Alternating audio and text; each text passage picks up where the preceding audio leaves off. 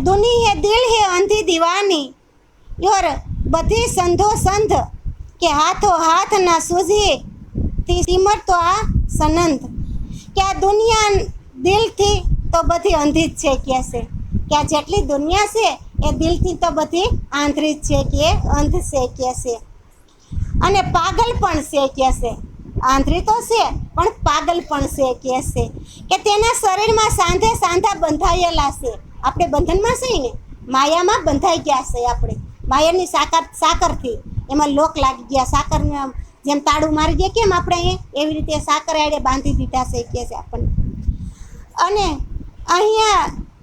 અહીં જ્ઞાનરૂપી અંધકાર એટલો તો સવાયેલો છે કે એક હાથથી બીજો હાથનો અંતર પણ સૂઝતું જ નથી કે છે એક હાથનું જે અંતર છે એ બીજા હાથનું અંતર સૂઝતું નથી એવા આપણે માયામાં બંધાઈ ગયેલા છે કોણ કહે છે આ બધું મહામતી શ્રી પ્રાણના સ્વામી કહે છે કે દખન દાહે દસો દેશ ઝાલા ઈંડના સમાયે કામ ક્રોધ ઈર્ષા દેહ રૂપી અગ્નિ 10 દિશાઓમાં ધકી રહ્યો છે કે છે ધકી રહ્યો ને કામ ક્રોધ ઈર્ષા લોભ આને નથી મૂકતા આપણે આનું પોટલું માથા ઉપર રાખ્યું છે એટલા માટે આપણે કાંઈ કરી શકતા નથી આપણે આપણા સદગુરુને ઓળખી જ નથી શકતા એટલે કે છે કે અને તેની જવાહરો આ આખા બ્રહ્માંડમાં પણ સમાતી નથી એવી અગ્નિની જવાહરો ભરે છે કે 14 લોકના બ્રહ્માંડની અંદર હમાતી જ નથી કે એવી અગ્નિ ઝરે છે કે તે તો એ આકાશને પણ સીરીને ચારે તરફ ફેલાઈ રહી છે આકાશને પણ સીરી નાખ્યું એ અગ્નિએ અને ચારે તરફ કે છે ફેલાઈ રહી છે તેને કોઈ પણ ઓરંગી શકતું જ નથી એવી જવાહારું આગ હોય અને એને ટપીને જવું હોય તો કોઈ જઈ શકે એને કોઈ ઓરાંગી જ નથી શકતું કે છે એટલી અગ્નિ ઝરે છે કે છે ક્યાં કામ ક્રોધ ઈર્ષા અને મોહની અંદર કે ઘાટ પાટ અતિ સલવલી તહા હાથ ના ટીકે પીપલ પાયે પવન અગ્નિ પર જલે કીને સળિયો હે ના ઉડ્યો જાય કે પ્રેમ રૂપી માર્ગ અતિ લપચણો છે કે પ્રેમ રૂપી જે માર્ગ છે એ અતિ લપચણો છે ત્યાં સુરતા હવે આમાં સુરતા તો મને કોઈએ જવાબ આપ્યો નથી આમાં ધણી જવાબ આપે કે સુરતા કોને કહેવાય કે આપણે કહીએ ને કે સુરતા રૂપે આવ્યા જગતમાં સુરતા રૂપે આવ્યા આવીને માયામાં ફસાણા જગતમાં સુરતા રૂપે આવ્યા ત્યાં ધણી કહેશે સુરતા એટલે હાથ વિચાર તો કરો કે સુરતા હાથ તેમજ મન અને કીડી રૂપે પગ મન એક પગ છે મન રૂપી પગ અને સુરતા રૂપી હાથ કહેશે ટકી નથી શકતો ત્યાં માયા ત્યાં કહેશે કે પ્રેમ રૂપી હોય ને ત્યાં કોઈ ટકી જ ન ગઈ કારણ કે પ્રેમનો માર્ગ તો તલવારની ધાર જેવો છે કહેશે કે ઈર્ષા તૃષ્ણા રૂપી પવન પ્રવાહમાં પ્રેમ જ અને વિશ્વાસ રૂપી પાખો બળી ગયા કે પછી આત્મા રૂપી પક્ષી ચાલી શકતું નથી કે ઉડી શકતું નથી કે છે હવે ઈર્ષા અને તૃષ્ણાથી પવન વાય છે તો કે છે પ્રવાહના પ્રેમ અને વિશ્વાસ રૂપી પાખો બળી જાય છે કે છે જ્યાં પ્રેમ આશા તૃષ્ણાનો વાતો હોય ત્યાં વિશ્વાસ પરમાત્મા ઉપર આવે તો પ્રેમની પાખો છે બરીને ખાખ થઈ જાય ને વિશ્વાસ ન આવે સદગુરુ ઉપર તો પ્રેમની પાખો છે બરીને ખાખ થઈ જાય કે છે અને આત્મા રૂપી પંખી ચાલી શકતું નથી કે ઉડી શકતું નથી આ આત્મા રૂપી પંખી પછી ન ચાલી અગે કે ન ઉડી અગે આપણે ચાલવું હોય અને ઉડવું હોય તો શું જરૂર પડે આપણે શું જરૂર પડે પ્રેમની જરૂર પડતી હોય છે કે છે વિશ્વાસ ઇલમ ઇશ્ક જ્ઞાન જોઈએ પ્રેમ જોઈએ અને ઇમામ એટલે કે વિશ્વાસ પણ જોઈએ એના વગર કાંઈ આપણને થઈ શકે નહીં કહેશે કે જેથી આ હાલ આકાર કો પીયું મિલના હે અંગ ઈન કે દોડ હે સડ પહાડ સાપ ખા કાયરે હોયે જીન ઈથે ચલુ હસ્તી હોયે કે પહેન હે ખાખર ગજ હે ઘંટ બજાયે કે પેઢે સકડો સુઈ ના મીને જીન કહોયે અંગે અડાયે કે આવી વિષમ પરિસ્થિતિમાં શીલ સંતોષ રૂપી કવચ પહેરીને હાથથી માફક નિર્ભય થઈને જ્ઞાનરૂપી ઘંટ વગાડતા ચાલો. હવે ઘંટ વગાડવાનું કેવી કીધું? જ્ઞાનરૂપી. આપણે ઓલી ટંકોરી લઈને ફરી આખા ઘરમાં, અમારે અહીંયા બહુ ફરે, આખા ઘરમાં ટંકોરી લઈને ટીન ટીન, પણ આમાં જ્ઞાનરૂપી ઘંટડી વગાડવાની વાત કરજો. સદગુરુએ બધું અલગ જ બતાવ્યું. જે આપણે સંસારમાં કરી રહ્યા છે ને એવી વાત નથી કરી સદગુરુએ. ત્યાં કીધી જ્ઞાનરૂપી ઘંટ વગાડતા તમે ચાલો કહેશે. અને શીલ અને સંતોષ એટલે કહેશે શીલવંત સાધુને વારે વારે નમીએ પાનભાઈ, દેખાડે ગુરુજીનો દેશ રે. શીલવંત જે સાધુ હોય એ આપણને ગુરુ તરફ સુધી લઈ જાય, બીજા કોઈ ગુરુ સુધી ન લઈ જાય આપણને. હવે શીલવંત જ્યાં ત્યાં ભટકવા વાળા હોય એ આપણને ગુરુનો દેશ બતાડે? ન બતાડે. ક્યારે કહેશે કે નિર્ભય નિર્મન વિનમ્રન થઈ બનીને સોયના નાકા જેવા સૂક્ષ્મ પ્રેમમાં એવી રીતે પ્રવેશ કરો કે તમને કોઈ રોકી ન શકે. સોયના નાકાની અંદર એવી રીતે પ્રવેશ કરી જાવ કે તમને કોઈ રોકી જ ન શકે. એવો પરમાત્મા સાથે, કૃષ્ણ પરમાત્મા સાથે પ્રેમ કરો, એવો પ્રેમ કરો કે તમને રોકવા વાળો કોઈ હોવો ન જોઈએ. ત્યાં આડો પારો કોઈ ન બાંધે. અને કોઈ દિવસ આપણે કંઈ પાસા ન પડી પાસા. કદાચ હવે આપણી અંદર પ્રેમ પ્રગટ થઈ ગયો ને પછી ગમે એવો શબ્દ બોલી ગઈ, કોઈ દિવસ પાસા ન પડી. આપણે સામેવાળાને જવાબ દઈ હગી પછી. શું કામ? કે આપણો પ્રિયતમ આપણને મળી ગયો છે. અને અત્યારે આપણે ગમે ત્યાં પ્રવેશ કરતા હોય, ગમે ત્યાં જતા હોય બહાર, તો આપણો ઘરવાળો ભેગો હોય તો આપણે ચિંતા હોય? ન હોય ચિંતા કોઈ દી. એવી જ રીતે કૃષ્ણ પરમાત્મા આપણી સાથે હોય પછી આપણે કોઈની ચિંતા ન હોય. દુનિયાની ભલી બુરાઈને ન સમજો, કારણ કે આપણા ગુરુને આપણા હૃદયની અંદર ધારણ કરી લો. કારણ કે દુનિયા તો દોરંગી છે, બે બાજુ હાલશે. એક બાજુ હારાય કહે ને એક બાજુ ખરાબે કહે. તમને હામાં બેઠા છે ત્યાં સુધી તમારા હારા વખાણ કરતા હોય છે, અને અહીંથી ઊભા થઈને જાઓ એટલે તમારી નિંદા કરતા હોય છે. આવી દુનિયા છે. પણ આપણે શું કરવું એ આપણે સમજવાનું છે કે દોરંગી દુનિયાની અંદર આપણે ફરવાનું નથી. કારણ કે દુનિયા બે રંગ લઈને ફરે, કારો અને ધોરો. આ બંને રંગ, હા, દોરંગા ભેગા નો બેન કે, હા, પોતાની પણ છે એમાં બધી વાત કે છે. તો આપણે જો સુધરવું હોય તો આપણે બીજાનો સંગ કરાય નહીં, કે પોતાને આપણે શું કરવું છે આ વાત બધી આપણને પોતાને કહેશે કે દિશે ન આલ્હે આકાર કો પીવું હોય મિલનના અંગ ઈન દોડ સડી હે પહાડ જાપ ખાયે કાયર હોય જીન. કે શરીરમાં આળસ આવવા ન દો કહેશે. પરમાત્માનું ભજન કરવું હોય તો શરીરમાં આળસ આવવા દેવાય નહીં. જો એક વસ્તુ આપણે અંદર બહુ જીવાત્મા છે, કરોડો લાખો જીવાત્મા અંદર બેઠી છે, એને આપણે એક થોડો પ્રસાદ રાયશ્યામાજી બધાને પ્રસાદ પીરસવાનો છે. અંદર બેઠા છે એને, બહાર તો પછી આપજો.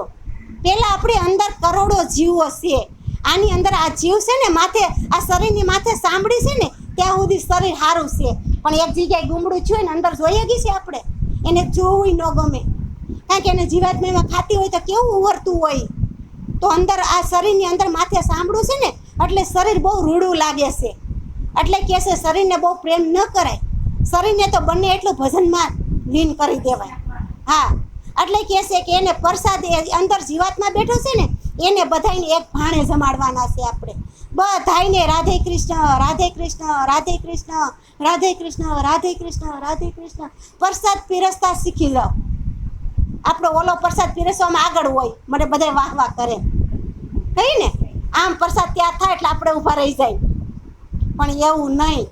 એ પ્રસાદ મળે કે ન મળે તો કાંઈ નહીં, પણ આ કૃષ્ણ પરમાત્માનો આત્માનો જે આહાર છે ને એ આત્માને આપણે આહાર દેતા શીખી જાય. તમામ કેવી આત્માઓ અંદર બેઠ્યું છે એ બધા આત્માને આહારની જરૂર છે. જેમ શરીરને આ ખાવાની જરૂર પડે છે, એમાં આત્માને ભજનની જરૂર પડે છે. તો એ આત્મા ભૂખ્યો હોય અને આપણે ખાતા હોય તો સારું લાગે ખરું? તો કાયમ પહેલાં અંદર જેટલી જીવાત્મા છે ને એને પ્રસાદ આપતા શીખી જાય. એક જીવાત્માને રાયશ્યામાં રાધે કૃષ્ણ એને પહેલાં પ્રસાદ આપો, પછી આ શરીરને તમે રોટલી શાક જે ખાવી પછી ખાઓ, પછી આ શરીરને આહાર આપતા શીખો. કે કે બહોત ફંદ હે બંધ ધંધ કે હે કોટાન લાખો લાખ કે અંદર નજરો હે આવી પર મુખ ના દેવે ભાગ કે સંસારના કર્મકાંડના બંધનો અનેક પ્રકારના છે ને સંસારના જે કર્મકાંડો છે એ અનેક પ્રકારના છે. કેટલા આપણે કર્મકાંડ કર્યા ને અને હજી એ રાજ્ય આવી ગયા તોય ક્યારેક યાદ આવી જાય તોય નથી છોડતા. ધણી આપણી અંદર આવી ગયા તોય નથી છોડતા. બીજા નંબરમાં 50 વર્ષની ઉંમર થઈ ગઈ હોય પછી તો આપણે કાંઈ ઉપાધિ હોય, નિવેદ કરતા હોય તો હોવું કરે, એને હુરાપુરાની જરૂર છે. આપણે ગઈઠા માણસ જરૂરી ન હોય, મુઠ્ઠી થાન ઓમ હોય તોય આપણે હોવું ને કંઈ નિવેદ કરો બાપા કે, પણ ન કહેવાય. નિવેદ કરવો હોય તો કૃષ્ણ પરમાત્માના કરો ને, હે એ આપણા પિતૃ છે. એને થોડુંક ધરતા શીખવું, હોવું નહીં શીખવાડવાનું કે બાપા કૃષ્ણ પરમાત્માનું ભજન કરો, ભજન કરતાં રસોઈ કરો થોડુંક, એમાં એને ભાન આવશે. નકર એમાં બીજી કોઈ લાંબી ગતિ આવતી નથી કોઈને. વહુને નહીં કહેવાનું નિવેદ કરો ને તમે માતાજીની લાપસી કરો, ન કહેતા. આપણા દીકરાને આપણે વહુને શીખવાડજો કે કૃષ્ણ પરમાત્માનું શરણ પકડી લ્યો, તમારું કલ્યાણ થઈ જાય. આ ભવ પાર ઉતારશે આપણને. અને ઓલી માયા તો આપણને ખાડામાં નાખશે, કેવા રોગ ઊભા કરશે ને આપણે જોઈશે ને અટાણે કેવા ઘર રોગ આવ્યા છે.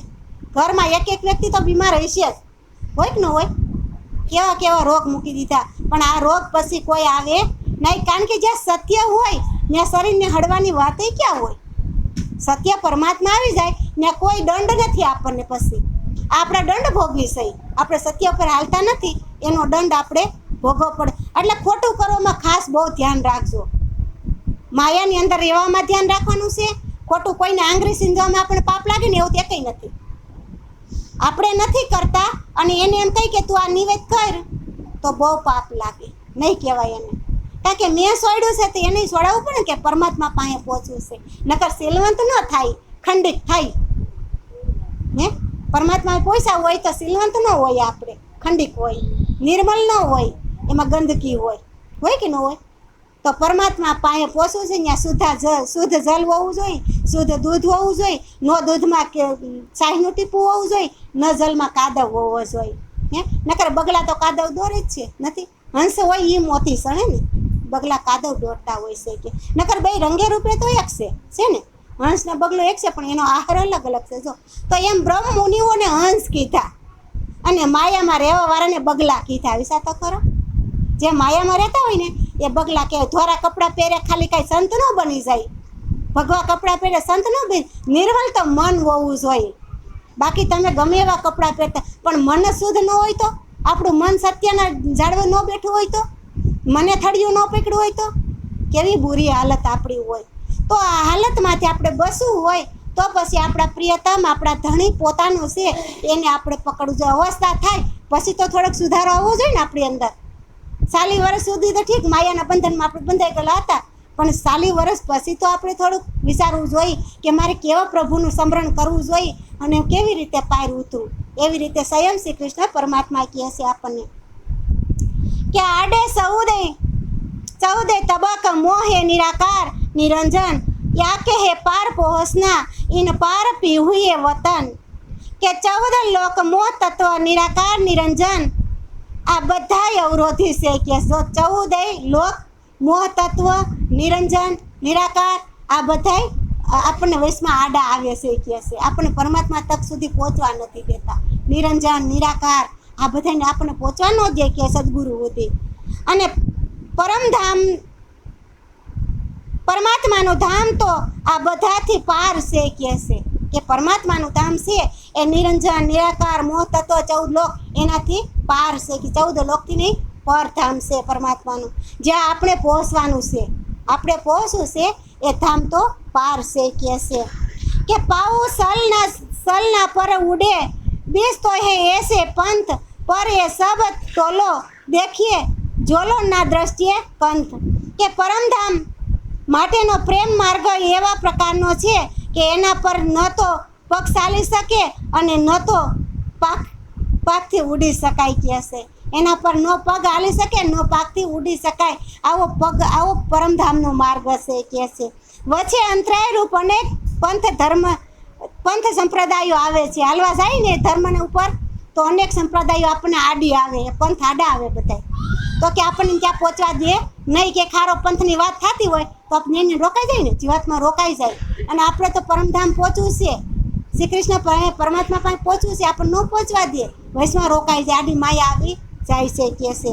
અને જ્યાં સુધી માયા તરફ દ્રષ્ટિ હોય ત્યાં સુધી પૂર્ણ બ્રહ્મ પરમાત્માની દ્રષ્ટિ ગોચર થતા નથી. જ્યાં સુધી આપણી અંદર માયા હોય ત્યાં સુધી આપણે પરમાત્માની પ્રાપ્તિ થતી નથી કે છે. અને આતમ બધી આસ પિયા મન તનહે લગે વચન, કે કહે મહામત કોઈ આવી ઇન હુકમ ખસમ કે બીન, કે પિયા મિલનની આશાથી આત્મા શરીર સાથે બંધાયેલો છે કે છે. પ્રિય તમને મળવું છે અને આત્મા ક્યાં બંધાયો? શરીર આરે બંધાઈ ગયો. તો કેવી રીતે આપણે પ્રિય તમને મળી આગી? શરીર આરે તો બંધાયા હોય તો ત્યાંથી છૂટવું બહુ કઠિન થઈ જાય. તો આત્માને કહે છે મળવું છે, પ્રિય તમને પણ બંધાઈ ગયેલો છે કે છે. કે મન તન અને તેમજ વચન, હવે મન તન વચન આ બધું બંધાયેલું છે, તેના બધા જ આશામાં પ્રવૃત્ત છે. અને મહામતી કહે છે કે પૂર્ણ બ્રહ્મ પરમાત્માનો આદેશ વગર આ પરમધામમાં કોઈ ભલા આવી શકતા નથી. કે પરમધામનો જવું હોય તો પરમાત્માનો આદેશ જોઈએ આપણને, આદેશ વિના પરમધામ જઈ શકી નહીં. કેટલી ભક્તિ જોઈએ, સવા શેર શોધ કાતવાની, ત્યારે આપણે પરમધામ પહોંચી ગઈ કે છે. આવું આપણું પરમધામ રૂડું છે અને રળિયાણું છે, ત્યાં અખંડ સુખ છે અને ત્યાં અખંડ આનંદ પણ છે કે છે.